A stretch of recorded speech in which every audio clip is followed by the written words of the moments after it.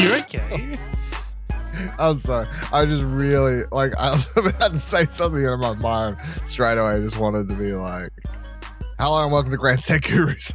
Why? Do you want to talk about sport? Is that what you want to do, Tim? Well, I assumed we was going to talk about sport. Yeah. So, Kind of wish we'd recorded this last week. Am I right? why would you be more excited? Yeah. Well, I think, you know, coming the off the excitement high around- last week. Instead of coming off 2 losses in a row for the Tillies. Yeah. I mean, I was just going to pose the question, I guess, which is, I don't know, as the two people who obviously care about the sports, how interesting has it been? Like, it's crazy, right? Not I don't know, what would you call it? The media storm, the bandwagoning? intrigue, I don't know. What do we? It is so Australian. Like not so Australian. Maybe it's just media in general these days, but it's like everybody is being not. I guess from a TV standpoint and a media standpoint, it's a team's been going well in a sport that is Australian. Shit, let's get behind them, everybody. Let's fucking put everything into it. Let's and of course it helps that it's hosted here in Australia, so. It's not at an awkward times. It's good viewable times for Australians to watch stuff. I just think it's funny. The one that got me was the. All right, I'm right here. No. It's nothing. It's nothing to do with you. It's the in Victoria, or at least in Melbourne, they canned the Fed Square viewing party because flares got set off during the semi-final. So they weren't going to have it for The quarterfinal. It was the quarterfinal, sorry. It was the semi, you were right, sorry. Yeah, no, it was the semi. So they were cancelling it for the third place playoff, yeah. For the third place playoff because they were too worried about these flares going off. And it's amusing because I do see both sides of the argument, but like for whatever stupid fucking reason, flares have become such a normal part of football for kind of internationally, not just Australia, like everywhere. So to have that be the thing that makes Dan Andrews premier for Victoria go, nah, we're gonna move locations because of that. It's like, oh, come on, mate, come on. Like, I get it. You want a family friendly environment, sure, but I don't know. There's got to be a better way of dealing with it than just taking your. I'm pretty sure there were flares the previous games as well. Yeah. It's because they lost. That's why. It's like, no, moving out Fed Square. Yeah. What is the flares thing? Where'd that come from? It's a European thing. I want to say a very European thing. Like it was like a very. It's a celebratory thing, Sure. Well, it's you set off a flare. Well, because I think the smoke is cool. I think because every team, generally one of the things that is directly involved with most teams is like a single color. And lots of teams just have like a base color, and then they have away kits and variation kits that includes other colors, and that just makes it easy to get a flare in your team's color. To show your support for the team.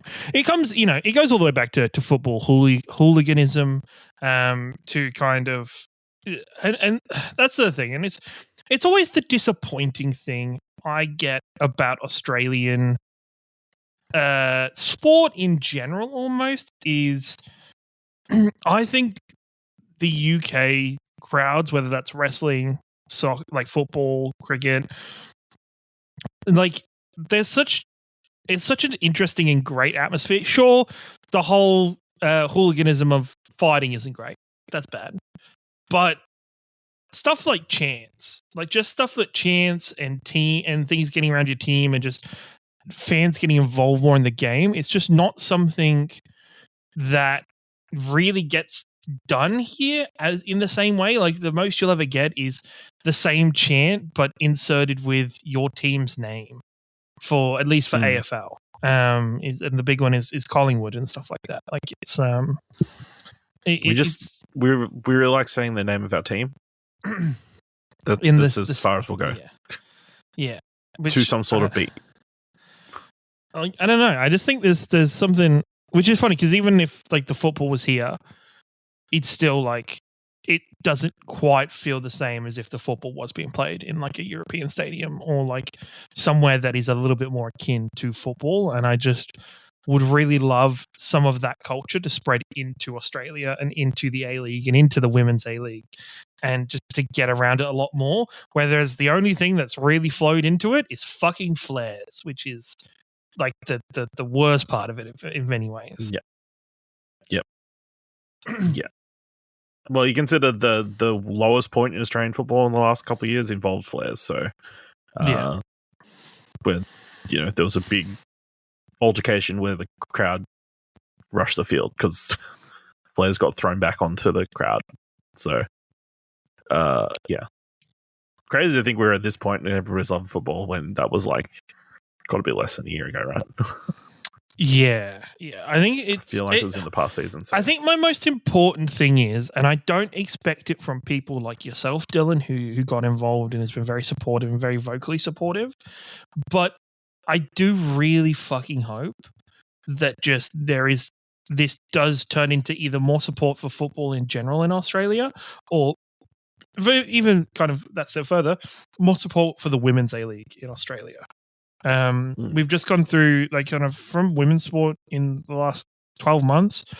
There's been big upheavals in things such as netball, which is a women-dominated sport, and a big club like Collingwood has had to close down and just peace out from the league because of one thing or another.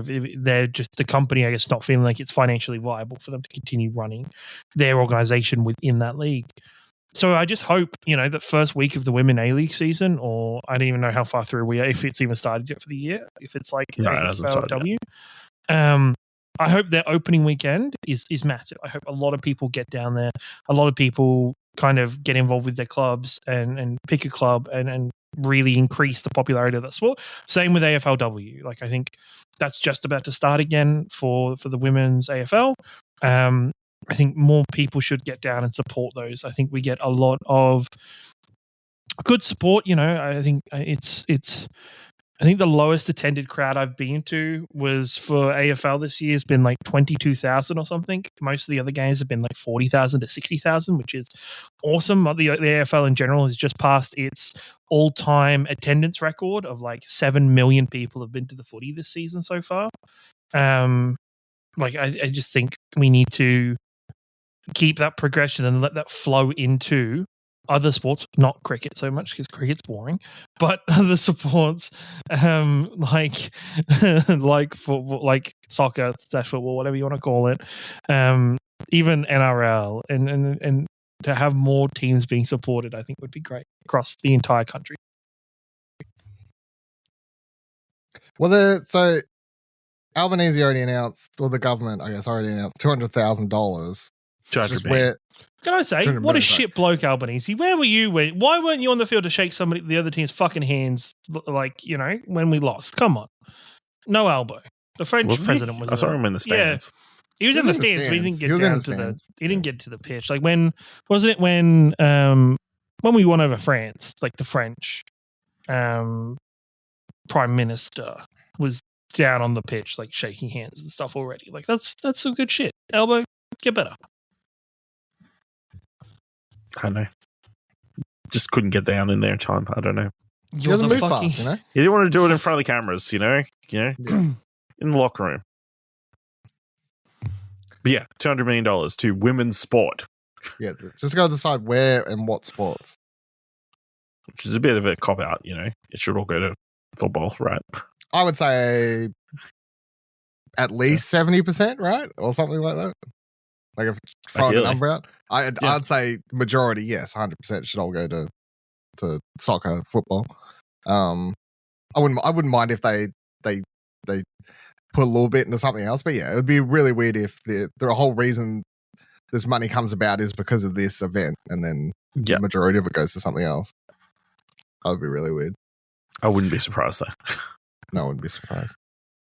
What have you thought though, Ash? Seeing seeing such a obviously the numbers are, it's crazy. Now the biggest thing other than Kathy Freeman.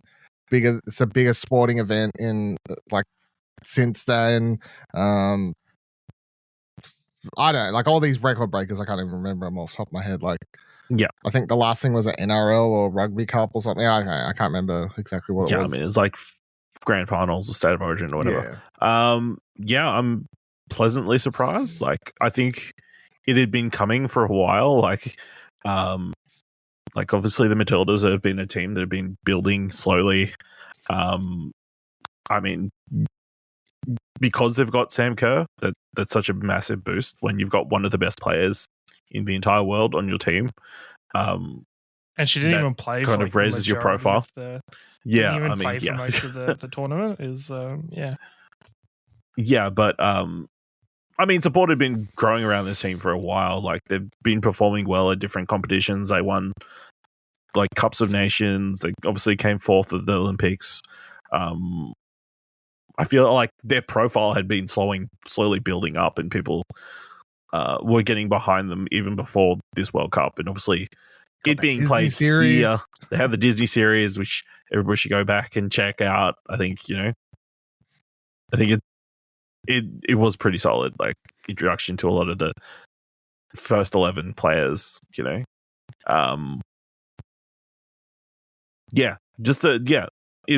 It had been coming in to finally, thankfully they performed so well got so far in the tournament. I feel like that helped so much. Of course, there was constant drama around the team with Sam Kerr's injury, and then they had the concussions going into the Nigeria game, and then drama of the penalty shootout and everything. So yeah, I feel like it was just a culmination of everything going so far, and like, this is as good as it gets. Hopefully not. Hopefully, they can still go up a couple of other gears. But yeah, it was, I feel like a lot of people have been following the Matildas the last few years, and like, this feels like vindication for this belief that they're going to do something. A lot of it, I'm sure, is like just they're Australian, they're the national team, we'll jump on board, and they're winning. That's the other thing, that's what every Australian loves, an Australian winning stuff. Something. Yeah. I think the other thing is football is the only true global game. It's like the only sport that is played by every single country, even though it's not the national sport here. To be as competitive as we are, I think it's super impressive. So yeah, it's been a great month or so watching the Matildas go do their thing. Yeah, I mean, losing to countries that actually had already invested the 200 million, and yeah, I mean, you know what I mean. Yeah, you look at the two teams they lost to, England, they born with a ball, so much money. I mean, all they need to do is like open up like a female branch of every single one of the Premier League teams, and then which a lot of the Premier League teams already do have female branches. Like, I know, Chelsea. I feel like, well, I don't know how long the WSL has been around, but I feel like it's only in the last maybe half a decade that it's been. Yes, yeah, of course, yeah, almost on par with the Americans, who obviously that's where I would have said was the biggest, potentially, because the women's national team is like their pride and joy. But yeah, and then Sweden, who have had women's football, I feel is like incredibly established over there. So yeah, I mean, they're no slouches by any regards. Disappointing to lose to them, but understandable when they were just like technically better on the night. The other thing I was thinking about is like taking the sport side out of it and just like the viewership itself. I can't remember the last time, like, in a world where normal TV, like free to air TV, is something most people don't watch. Like, I personally don't watch free to air TV at all, and I know a lot of people don't. The other thing I was thinking about is just how crazy it was, the idea of that many people watching free to air TV, together. Like, when's the last time there was a communal television event that happened in Australia? And I can't think of the last one. Be it the fucking, a TV show finale or I don't know. I think it depends. I think this is kind of the reason why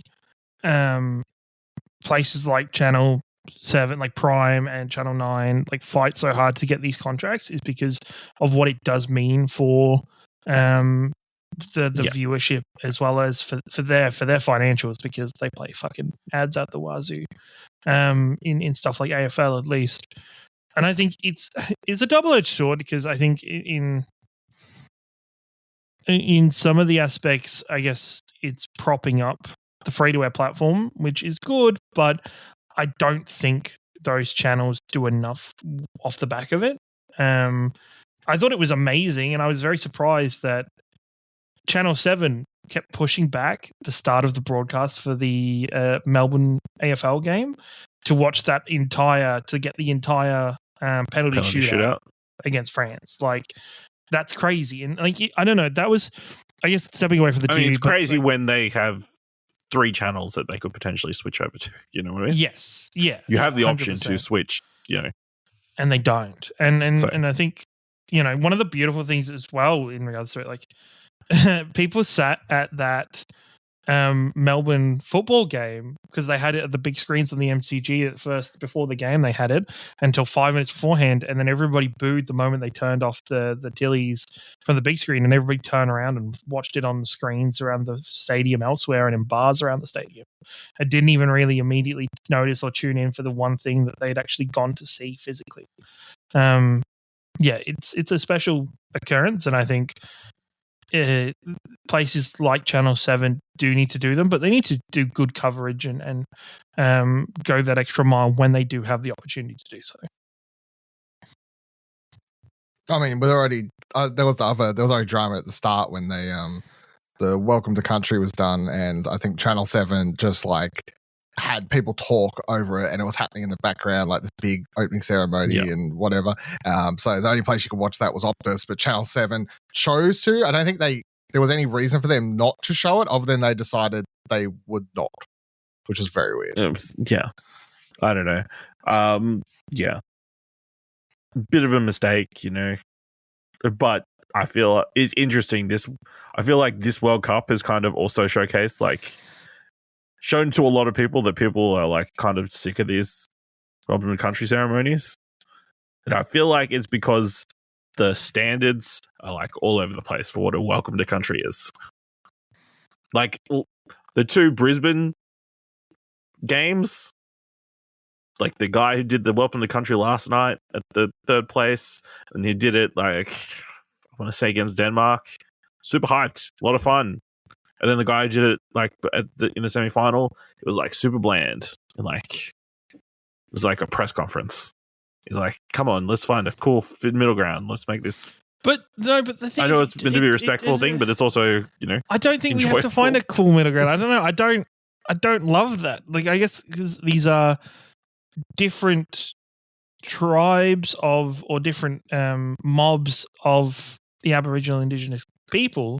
Yeah. It's almost good that they do it differently. Sure, if it's not the most engaging in the world. They're like, my mob's fucking boring, and this is how we do it. That is right. If that's what they want to do with their time, I think I see Welcome to Country done a lot when I go to footy in Melbourne, and it can range from performances to more just somebody talking while the didgeridoo and the leaves are being burnt and everything. Like, it is. I think I think no matter how they're doing it, the Welcome to Country is important and should be treated importantly, not treated like it needs to have some aspect of entertainment value for it to be worth putting on or to showcase. I just want it to feel like there's some passion there. You know what I mean? I don't want to just be like reading a statement. Sure. I know. What's the difference between that and like, if someone sings, like, you know how any American sporting event, they just sing the national anthem, obviously. And some of those, it sounds like those people have got a gun to their head while they're trying to sing it. And like, that's them singing the national anthem is like the craziest thing. Like, to every single game when they play, like every single game, like there's like at least 3-4 games of something. Being played every single day. America. It's like, fucking hell. America. It's like America. When they open stores in the morning, that you'd think they'd like play the national anthem. Well, it's like that's how much they play the national anthem. I think it's being phased out now, but like in a lot of like what we would call primary school, I guess, for America, they do a lot of like pledge allegiance to the flag and stuff like that. Like they do have a very different nationalistic view. Ingrain that nationalism. Than I guess we do. So I guess that's the big difference there in our cultures. Okay. How heavily invested in this World Cup did you get, Dylan? How do I rate this? How do I? Yeah. Like, what did you watch full Did games? you just watch the Matildas, or did you watch other games? No, I only watched the Matildas. Do you understand what the offside rule is? I used to play soccer. Yes, I understand. Soccer is the one sport I used to play outside of sport. So I think that's why it helps me get into this as the only sport I actually played, and would watch. So when I was in high school, I'd wake up, and when I was playing, I used to wake up at 1 a.m. and stuff to watch the World Cup as well. So like me watching soccer isn't that weird of a life event for me. However, I haven't watched any sports for ages. I was trying to break down why. I think it's a combination of like the like I knew who the Matildas were because obviously like you hear them talked about, and then that Disney Plus series and all this sort of stuff. Like I knew the key people, right? But then there's a level of like, oh, the World Cup, it's happening here. So there's a level of like just me getting into it because of the hype, which I do think is fine. I don't feel like there's like massive sporting event happening in Australia. I know like there's a level of bandwagoning, but like that's just how it is, right? That's just the like massive thing happening. But I mean, I still want to watch the finals tonight. Like I still want to. Either way, like see who won. But otherwise, I was only watching the Tillies games. I do want to keep watching those. That is the thing. So maybe this has helped me get into it. Not more sport, but I'm sort of invested in this team now after this event. The national team. Makes sense? Yeah. So maybe I'll just keep. That'll be it. Maybe the only sport I care about is Tillies games now. That's it. That's my one. It's fine. Yeah. Is that you gonna wait and buy a jersey? Yeah, maybe. Because you can't buy them anymore. They're sold out. Probably wouldn't surprise me if they're fucking sold out the whole country. Right? Yeah, it's crazy. Yeah. So October 26th, next game. Everyone, that's when there. Okay, cool. There you go. It's not far away. Obviously got an Olympic. They're Olympic they're Olympic qualifier matches. Are the ones that are coming up. So October 26th versus Iran. Or Iran. Yeah. Iran. The song is so very far. It's something I've been reflecting on for the last maybe month or so.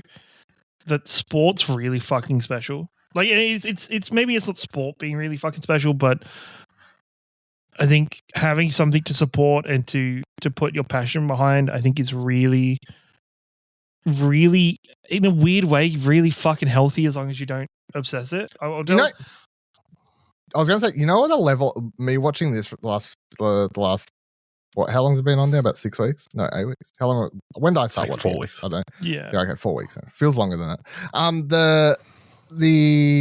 I think part of what turns me off a lot of generic sports, and the reason I could never really get into them, I like just watching a sport I don't care about, never played. The machonism. I do find it a turn off. I think there's just something about like taking out some of the masculinity of it. This is from a person that watches pro wrestling. I know, but I think it's because it's like I was trying to think like there's just some like I don't want to say the actual sport, but like the background stuff. If that I don't know how to word it. Like reading about the people in teams getting in trouble, like all the stuff you'll see happening, like them off the field stuff. Does that right? If you know what I'm saying, like, do you like that element? Think though, and this might be a pessimistic view of this. So, like, are you not okay? Say with like the stuff that's happening in the wrestling world at the moment, with Cash Wheeler being arrested for assault with a firearm and stuff. Does that not turn you off wrestling? Well, no, the charge is that he pointed a gun at someone in a car, to which I say, Show me the proof. This is some fucking. To which I say that just sounds like every American. To which I'll say there's probably a billion videos of that. So no, in the scheme of like but like people getting arrested for crimes, that doesn't bother me at all. To be honest, I think that's just a thing that's sadly part and parcel with sports or humans. Yeah, humans. I guess. They get mass amounts of popularity and mass amounts of money. And you're not supposed to have that. And I think if women's football was to get better, I think it was to get bigger in terms of popularity and support and media attention. I think more and more of those events and instances would end up happening. All right, like I don't think those are inherently macho. Like, I'll fry another bowl into you. If I look in the comments section of any normal sport thing, there's a lot of like homophobic, sexist terms quite often prevalent in sports, right? And that has existed for the entirety of my life. Growing up, my pop used to like use slurs to describe football players when I was watching it. I still see this in the comments. I still hear family members say these things. It's just such a like tied in thing to sports that I've always found it like once I reached a certain age, I just found it such a turn off. Like if you looked in the comment section or community section, the thing is, I do a lot, and I don't personally, and maybe it's just because of my curated views of where I go to look for stuff. I don't see homophobic stuff. At least, like I don't see. There is definitely aspects of racism I see a lot still, and that's slowly getting phased out. But racism, I think those things are just. I don't think those things can be. I think those are just sadly, parts of Australian culture that need to be phased out at the moment, not so much inherent to the sports. No, it probably isn't inherent to the sports. It's probably just Australian. I think it's just Australian culture at the moment, and I think it is. I think it is Australia's very like it is. I think there is work to be done. Like I don't think anybody in the AFL maybe feels comfortable coming out as gay. Like there's no. And I don't think there's ever been somebody come out as homosexual while playing AFL. And I think that's maybe a recognition, a sign that people don't feel comfortable in the space to do it. But I think there is work being done towards that. It could be a lot more. And I think that's across the board. I think that's in everything. When you see people like I see people in the comment sections across all the news the last couple of weeks, like whenever there was a story around Sam Kerr, right? And you see all these like people who are like, what's it matter that she's gay and not white? Like, how's this a big deal? Who cares and stuff like that? But the point, it is a big deal, and I think it is 100% worth calling out because the fact that one of the most beloved sports people in Australia is not straight and not white and is being widely celebrated is important and is worth calling out. It's not something that should just be ignored. Like that is well worth celebrating. Like, and it should be. No, 100%. I agree. So, and I think it's especially again in a world where sports is usually like those things, racism, the homophobic stuff has been so prevalent. And correct me if I'm wrong, though. Actually, that these sports though are generally becoming more and more as positive forces in trying to get rid of those sentiments of racism and maybe not homophobia to a lesser extent in terms of. I mean, the racism definitely. I mean, every single time like anybody like makes racist remarks on Twitter or Instagram or whatever, like everybody's out there calling them out. Homophobic thing is a little bit more very grey. Yes. Just I would say that's. You just need to look back at Manly last year with the rainbow coloured shirts and a bunch of their players not wanting to take part in that. So I mean, even seeing comments like, and my dad will even still say this. Like, he said this entire life, and he'll still, if he's watching AFL, he'll be like, "Oh, why kicking like a fucking girl for?" You know, like, and stuff like that. That's just so, and that's quite often said. You know, like, just there's so much like ingrained into sport. I think that needs to change. And watching this over the last month and not having any of that, like, but still being able to get like some of that aggressiveness. I don't think it. I can't. Like, I don't that's think what I mean. You like, say there hasn't been any of that. I think because Not that I've seen. But the thing is, you can't say why you're kicking that football like a girl, because that just doesn't work. So it No, doesn't makes sense. it doesn't. it doesn't work. Like, and so that's why you're not hearing those comments.